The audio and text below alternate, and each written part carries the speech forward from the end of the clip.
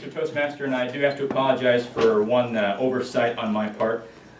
With the, I updated Easy Speak a little bit late, and the title of the speech is, has changed. It is now Long Live the Letter. So my apologies there. Long live the letter. This is the annihilation of space. That was the declaration of a newspaperman, an American newspaperman in Paris in 1844. And what caused him to make that statement was that he had heard, or he received news that the results of the presidential election in 1844 were transmitted for the first time by a telegraphic cable from the city of Washington, D.C. to Baltimore, Maryland. Just 14 years later, in 1858, the transatlantic cable was laid between Greenland and Northern Ireland, allowing for relatively instantaneous communication between the American continent and the European continent. To put this into some context, beforehand, if one wanted to write a letter or send a message across the ocean, you'd have to write the letter. It would be carried on a stagecoach or by Pony Express to the nearest port of embarkation, where it would be in a queue, and as sailing ships were available to make the transit, the 3-week transit then across the ocean, it would eventually make its way to Europe, hoping that that ship did not sink, hoping that its cargo holds were not filled with water and your letter lost for all eternity. In fact, communication was so slow that in 1815, in the Battle of New Orleans, in which the United States was triumphant over Great Britain, that defining battle of the War of 1812 was fought 2 weeks after the peace treaty was signed in Ghent, Belgium, in 1814.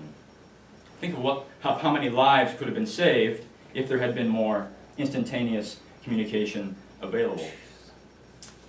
So where does that leave the letter? Many speculated at the time that the written letter was on a long, slow decline and would eventually become obsolete. But long after the telegram has become an ancient form of communication between human beings, the letter still exists in some form today. Now, what is the role of letters in our everyday life, aside from getting AT&T U-verse offers in the mail, the occasional ad about a sale at Safeway?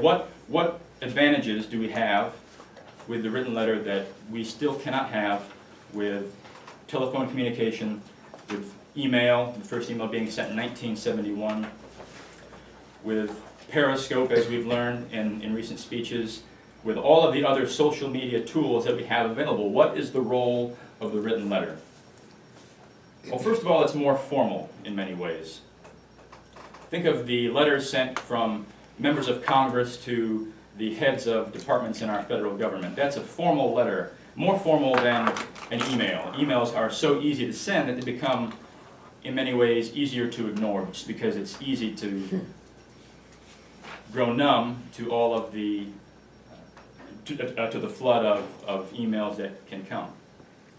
And it's also a more tangible, personal thing to have. My mother still has a shoebox from when she was deployed for Operation Desert Storm in 1991, a shoebox full of the postcards as I was learning how to write, the VHS tape, which is another defunct medium of, another defunct form of media. But she still has those letters in a way that having an email somewhere in your inbox queue cannot emotionally be equivalent to that tangible physical thing.